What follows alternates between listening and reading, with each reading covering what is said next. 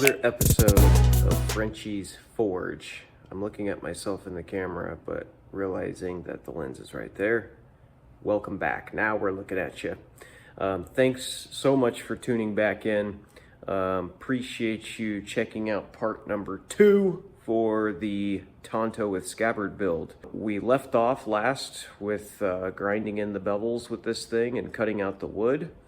We're going to start this episode off by doing something that I should have done before working on this, and that is tempering this thing. I was just watching another YouTuber, and he just recently posted a video on how to make a knife with an angle grinder. I might mess up his last name, but it's Tony Servo, something like that. Anyway, super cool guy. He definitely knows what he's doing. His video was really cool, but he made a super good point, is that when he's doing file knives, that he likes to temper them first before working on them. So yeah, I just didn't even think about that, you know, but it makes sense. Why would you want to spend forever grinding this at its hardest point when you could temper it first and bring the hardness back? Be a little bit easier to grind through maybe. So anyway, that's kind of dumb on my part, but hey, you live and you learn. And today we learned from Tony, so appreciate that, Tony. Definitely good advice, and I'm trying to pass it on to newer knife makers like myself. So we're going to be throwing this guy in the oven, do 2 tempering cycles for 2 hours twice, and probably going to do it around 380, 390, 400 degrees, maybe 395. I like that idea. Let's be crazy. Let's live life on the edge and go to 395. So yeah, got the oven heated up. We're going to go throw it in, and once it's tempered, we'll pull it out and we'll continue with the build. All right, so here we are, living life on the edge at 395. And we got this sucker preheated. We're just gonna throw it in here for the first 2-hour tempering cycle. All right, so we have pulled this thing out of the oven. We ran it for 2-hour cycles at 395, and we have a very nice straw color. I really just wanted to say doo-doo brown color there, but I went with straw color. I think that's more appropriate, although catch it in the right light, it's kind of a doo-doo brown color, more like a doo-doo coffee color. Anyway, so yeah, we got that done, and now we're back out here in the shop. We're ready to move on to the next steps of making this knife. I think what we're going to do is just give it a quick test with our testing files here to see kind of where it landed, hoping that the 60 HRC file kind of skates, maybe starts to bite a little bit. I don't know. Let's see what happens. Okay. Not a whole lot there. It's really hard to say. I don't know a whole lot about files and where they're at on the hardness scale to begin with. I think maybe depending on the brand and what type of file it is, it might be a little different. That sound pierces. I would say, though, that this is probably close to 60 or a little above. There's no way that 395 soak time didn't do anything. It had to bring it down some. So that's okay. I'm good with a hard knife. This isn't going to be like some crazy chopper that I'm going to chop a tree down with or anything like that. So if it's on the hard side, I'm okay with that. So now that we know that we at least did something, you know, to it to kind of bring the hardness down, I think we're ready to move on. So our next step is going to be just pretty much cleaning up the bevels here, to run it on the grinder, get this color off of here. Probably going to bring the bevels up a little bit more as we progress through the belts. I'd like to still see this bevel up just a tad bit higher. I think that overall that would be pretty good. So we're going to go ahead and run it on the grinder and see what we can come up with. One thing that I thought was worth mentioning is I just got a new grinder, and the last video that I posted was a quick review on this. It's the GRIZZLY 2x42 grinder. Since I've had it and since I put out the last video, I've been kind of tinkering with it, and I noticed something about it. In regards to the flat platen that it came with, which is the piece that's behind the belt here, it is quite a bit wider than the belt. So you have pretty good control getting this belt to hang over the side on the right here, which is good, but to get it to hang over the left side is a bit of a challenge. You can see up here that we're pretty much maxed out here. If I go over any more, you have this plate up here that kind of stops it. So that's kind of an issue that I didn't catch in the first video. Definitely something that I thought I should note. I think it's a fixable thing. Either, you know, changing out the platen with something a little bit skinnier, or, you know, I could potentially put a few spacers in between these things and bump the flat platen over this way some. Definitely an issue as it stands, as it's good to be able to hang the belt over the platen for certain plunge lines and things. Yeah, I just thought I would point that out. I did get some ceramic belts for this thing though, and we're going to go ahead and use a 60 grit to kind of clean up the primary bevels.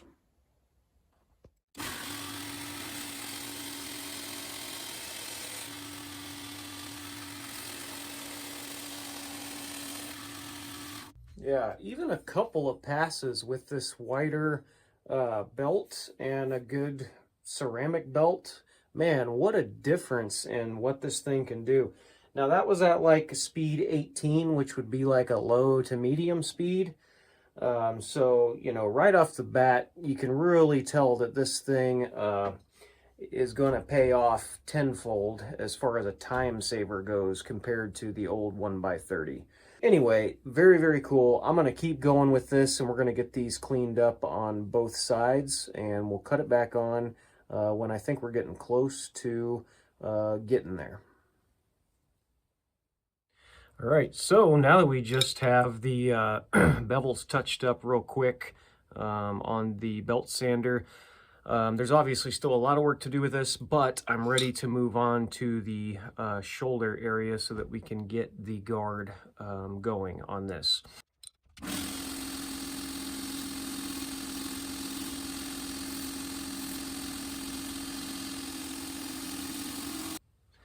All right, so we just pulled the file guide off, and as you can tell, it really does a good job of squaring up the shoulders and just making the overall area here level all the way around. Definitely a cool tool. If you don't have one, you should certainly look into them. They're like 65 bucks right now on Amazon, which is pretty good price. They're normally like $100. So anyway, now we're pretty much ready to put on our guard and work on that some.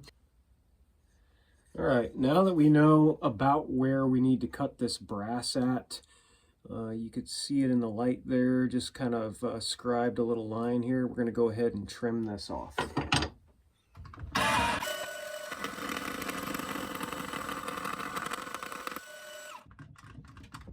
And just like that, a good 14 TPI bandsaw blade does quick work with this brass.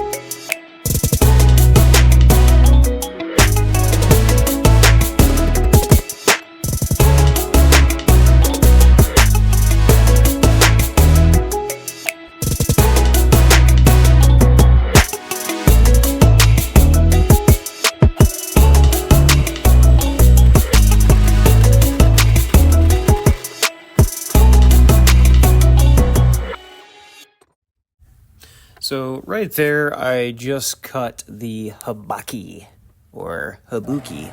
Habuchi? I believe it's pronounced habaki. Anyway, yeah, so that's the collar that's going to go around this Tonto blade. And I'm just trying to, get it cut out and ground down, and then I'm going to start shaping it up.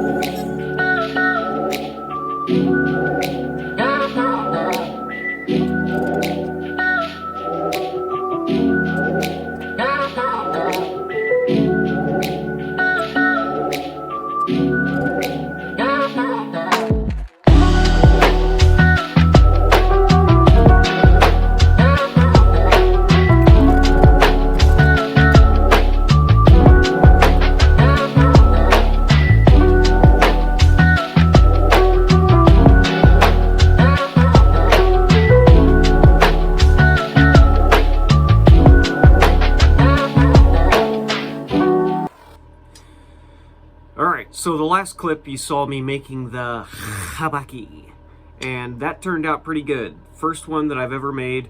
I didn't make it in the traditional sense of cold forming it and cutting out a section here for this to slide up onto. I pretty much just cold formed it around the ricasso area. My thinking here is that the file has file marks, so by using the hammer and beating this down onto the file, I think what happened is it created grooves on the inside that then gets this thing seated really well. It's really not moving at all, and we're pretty much to the point now where we're ready to move on with this thing. I got to do a lot of hand sanding still, which will be coming up to clean it up and everything. But another thing I wanted to point out was I did not have really good success the first go around, and I believe it's because I was not using a flux. So if it's something that you're trying to do and you're new to this, I highly recommend using some sort of a flux paste before you solder. And I pretty much soldered where this joint connected to this piece here, so you can kind of see it up close there. Now it's a little bit lighter in color, but you know, for my first attempt, I'm really not too upset by that. It's a solid piece, and I think for the most part, it went pretty well. So hopefully that tip kind of helps you guys out if you're attempting to make a habaki.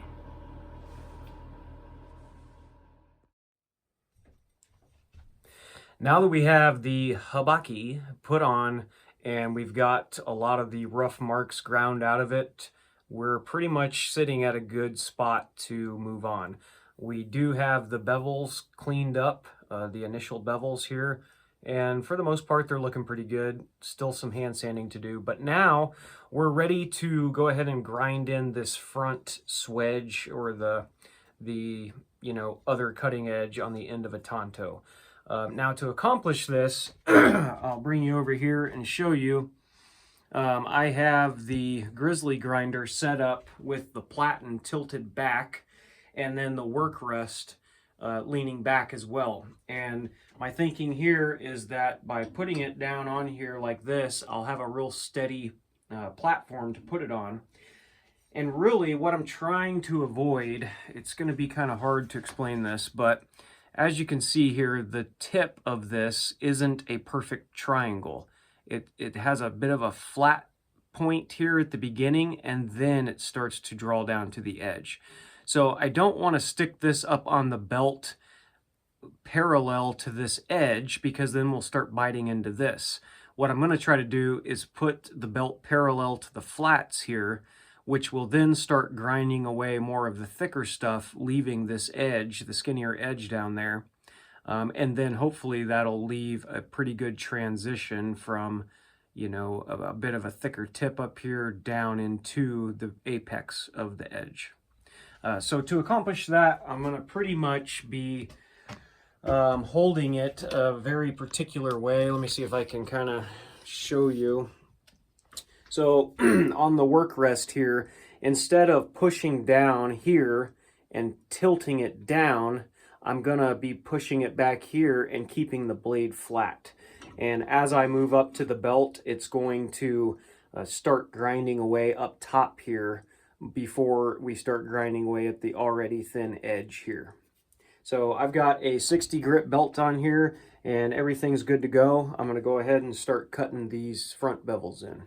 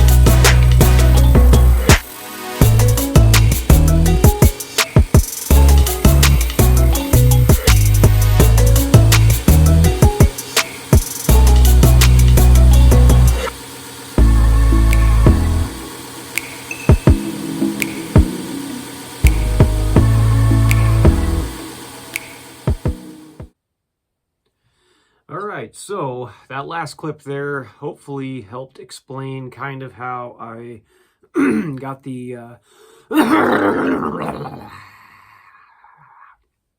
take two. Alright, so hopefully that last clip there helped explain how I got the front bevel put into this thing. Now, we still have more belts to run through, but I at least wanted to show kind of the basic idea of how to get you know, how to cut in the bevel on the end of a Tonto. I'd only made one other one before, so I'm by no means an expert, but I think now doing it for a second time, it kind of makes sense to me, and I'm learning and definitely getting a little bit better at it. So I think that this is going to be a pretty good stopping point for this episode. We pretty much have the habaki done, the guard finished out, you know, kind of roughing out the bevels, and we're pretty much good for the next episode to start doing the woodwork. We're going to be putting a handle on it in the next episode, and then also working on the scabbard. So that is a step I'm really excited for. I really like working with metal. I also like working with wood, different projects. Both are really fun, and the combination of the two, there's just something about it. I'm really glad that I chose to do this project. Anyway, really hope that you enjoyed this video. If you did, please make sure to like and subscribe. Comment down below, let me know what you think, and if you got any tips for me, I'd be happy to read those as well. Yeah, we'll get to hopefully post this next episode out here in the next week or so, and really appreciate you guys tuning in. And for now, Frenchy Forge signing off.